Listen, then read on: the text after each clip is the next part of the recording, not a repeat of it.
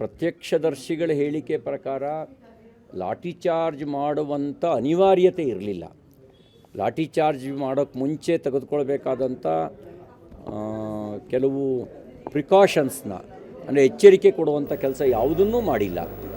ಅಲ್ಲಿ ಮ್ಯಾಜಿಸ್ಟ್ರೇಟ್ರು ಹಾಜರಿದ್ದು ಆದೇಶ ಮಾಡಬೇಕಾಗತ್ತೆ. ಆ ರೀತಿ ಮ್ಯಾಜಿಸ್ಟ್ರೇಟ್ ಹಾಜರಿದ್ದು ಆದೇಶ ಮಾಡಿರುವಂಥ ಉದಾಹರಣೆಗಳು ಕೂಡ ಲಭ್ಯ ಆಗಿಲ್ಲ. ನನಗೆ ಆಶ್ಚರ್ಯ ಮತ್ತು ಆಘಾತ ಅಂತ ಅನಿಸಿದ್ದು, ಸರ್ಕಾರ ಲೋಪದೋಷಗಳಿದ್ದರೆ ತನಿಖೆ ನಡೆಸ್ತೀವಿ ಅಂತ ಹೇಳಿದೆ. ಮಾನ್ಯ ಗೃಹ ಸಚಿವರು ಹೇಳಿಕೆ ಕೊಡ್ತಾ ಅವರೊಂದು ರೀತಿ ದಾಷ್ಟ್ಯದ ಮಾತನಾಡಿದ್ದಾರೆ. ಅದು ನಾವು ಪರಮೇಶ್ವರ್ ಅವರಿಂದ ನಿರೀಕ್ಷೆ ಮಾಡಿರಲಿಲ್ಲ. ಅವರು ಹೇಳಿದ ಮಾತೇನು ಅಂತ ಹೇಳಿದ್ರೆ, ಲಾಠಿ ಚಾರ್ಜ್ ಮಾಡದೆ ಮುತ್ತು ಕೊಡಬೇಕಿತ್ತ ಅಂತ ಕೇಳಿದ್ದಾರೆ. ನಾನು ಹೇಳಿದೆ, ಲಾಠಿ ಚಾರ್ಜ್ ಮಾಡಿದ್ದು ಯಾರ ಮೇಲೆ? ನೀವು ಲಾಠಿ ಚಾರ್ಜ್ ಮಾಡಿದ್ದು ನಮ್ಮದೇ ಪ್ರಜೆಗಳ ಮೇಲೆ. ಅವ್ರು ಯಾರೂ ದೊಂಬಿಕೋರರಾಗಿರಲಿಲ್ಲ, ದೊಂಬಿ ನಡೆಸೋದಕ್ಕೋಸ್ಕರನೇ ಗುಂಪು ಸೇರಿದವರಾಗಿರಲಿಲ್ಲ.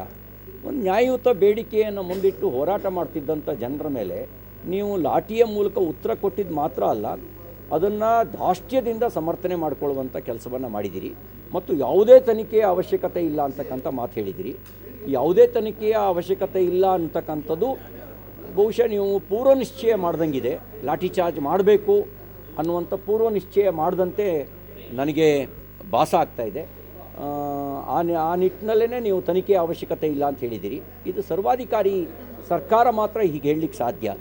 ತನಿಖೆಯೂ ಅವಶ್ಯಕತೆ ಇಲ್ಲ, ಲಾಠಿ ಚಾರ್ಜ್ ಮಾಡಿದವ್ರನ್ನೂ ಸಮರ್ಥನೆ ಮಾಡ್ಕೊಳ್ತೀವಿ ಅನ್ನೋದು ಒಂದು ಸರ್ವಾಧಿಕಾರಿ ಸರ್ಕಾರ ಮಾತ್ರ ಹೇಳಲಿಕ್ಕೆ ಸಾಧ್ಯ.